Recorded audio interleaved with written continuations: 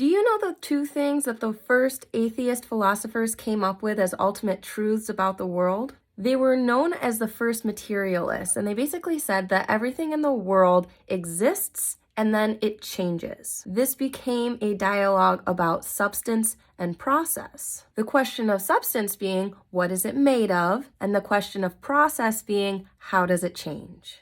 In the 6th century, there were 4 philosophers that took this stance to develop a purely scientific view of the world and began to answer this question of substance. These 4 philosophers believed that everything in existence could be boiled down to a single substance. Thales believed that everything was fundamentally made of water. Anaximenes believed that everything was made of air. Heraclitus believed that fire best described everything in nature because it is all-consuming and never satisfied. Empedocles went a step further and accepted water, air, and fire, but additionally added earth as all fundamental elements that things could be boiled down to the single substance. Then came along Anaximander, who ultimately inspired Aristotle by coming up with the term apeiron. He basically said things can't be reduced down to a single substance. Instead, all of these elements are intertwined and there is an ultimate prime matter that exists within all of them. Apeiron is a formless, indefinite, limitless substance.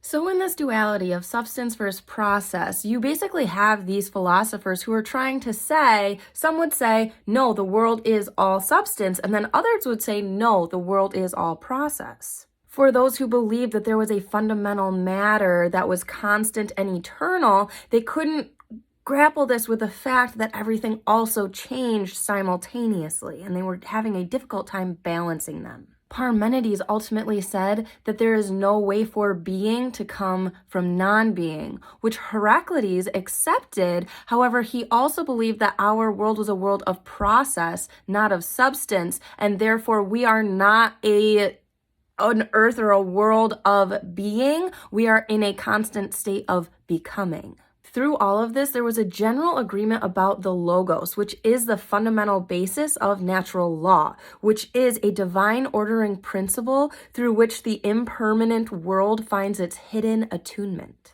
The term logos was eventually adopted by the Stoics and eventually also used in the book of John and is adapted into Christianity to understand the mind of God. Heraclitus referenced logos as the one wise thing. So ultimately, Parmenides held on to this reality piece. He said everything is real, it is unchanging, it is eternal. Nothing that is real can come from something not real, and we must accept what is around us. He believed it is.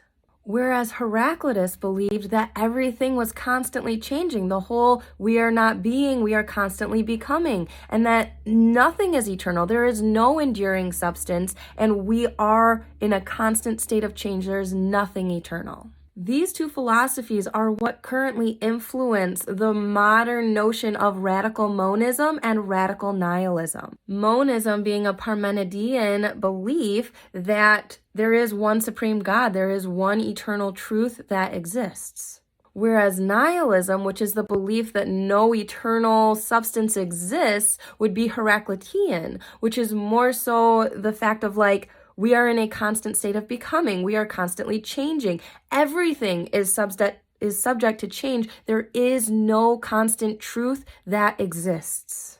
And in between these two things, in between solely substance and solely process, there is a middle ground, and that is what Aristotle discovered 150 years after Heraclitus was here and developing his own surmises of the world, and that is what we are going to continue into in this book study. I know it's a lot, but I'm really excited to learn alongside you guys, and I hope you'll join me.